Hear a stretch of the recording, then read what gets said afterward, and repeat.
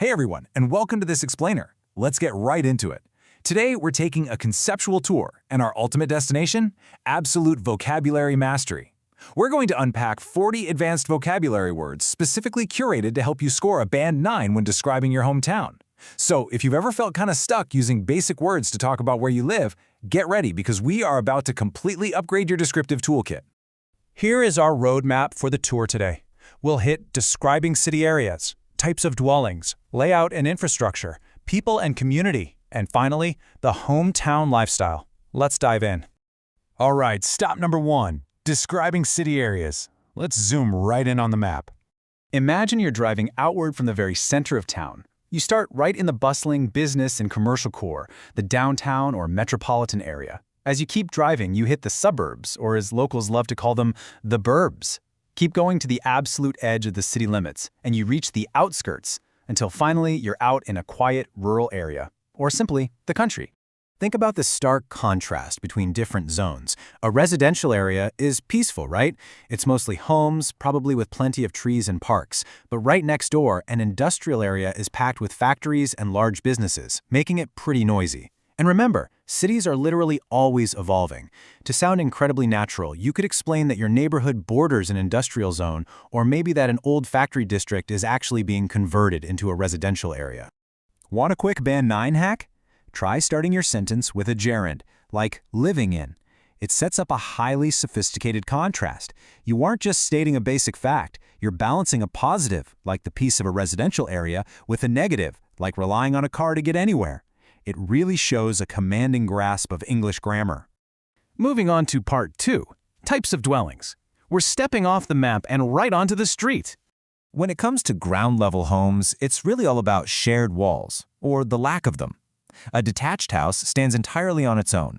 A semi-detached shares exactly one wall with a neighbor, which, by the way, native speakers just casually call a side-by-side. A row house or townhouse shares walls on both sides, which means, yep, you get twice the chance of hearing your neighbors vacuuming. Using these specific terms paints a much clearer picture than simply saying, I live in a house. Now this is a big one. Ownership. An apartment and a condo are both units inside a larger residential building, but whether you say apartment or the perfectly natural abbreviation condo depends entirely on who holds the deed. If you're renting it, it's an apartment. If you bought it and you own the space, it's a condo. Taking things vertical, the distinction here is absolutely key. High-rise works beautifully as an adjective. Think high-rise condo or high-rise office. But a skyscraper, that takes vertical height to an extreme level. It's literally piercing the clouds. Unless you happen to live in the Burj Khalifa, you're probably in a high-rise. Okay, part 3, layout and infrastructure. Let's talk about how we actually navigate the city. These are pretty heavy conceptual terms, but mastering them is absolutely vital.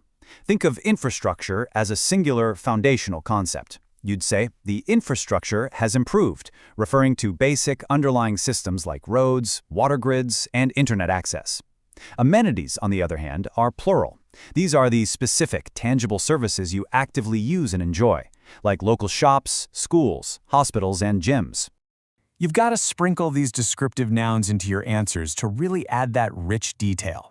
Maybe you've got a historic district with super strict renovation rules, or perhaps your public transportation system is either totally modern or woefully outdated. Notice the phrase green space. We use it as a singular concept for land kept just for parks. And if your city sits on the water, describe the waterfront as bustling, spelled with a T, but that T is silent, bustling. It just means it's incredibly busy and full of vibrant activity. This right here is a massive nuance in conversational English. Saying something is a tourist attraction, like an old castle or a waterfall, is just a neutral fact. It's simply a place people go to see.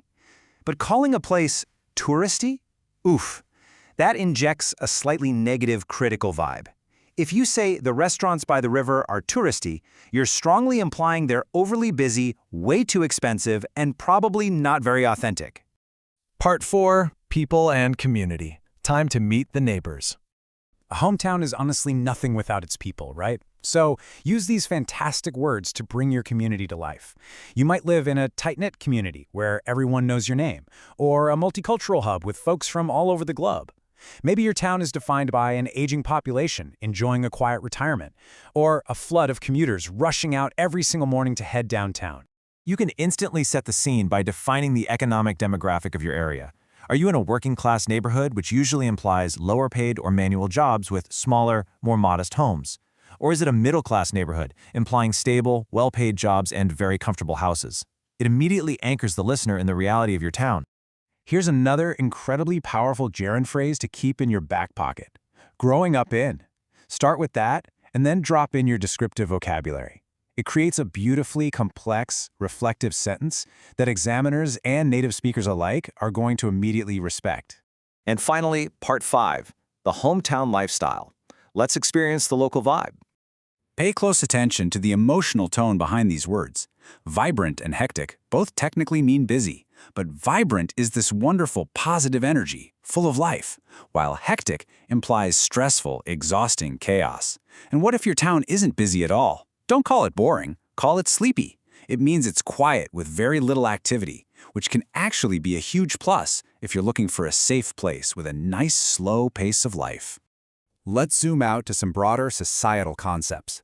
Gentrification is a complex, massive shift happening in cities all over the world right now. It's when an older, usually poorer area starts seeing new, expensive developments, which unfortunately often prices the original residents right out of their homes.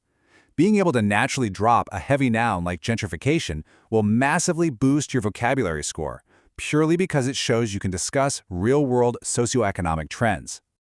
Think about the trajectory of a developing neighborhood. Maybe it starts out a bit run down, meaning the buildings are old, damaged, and frankly neglected.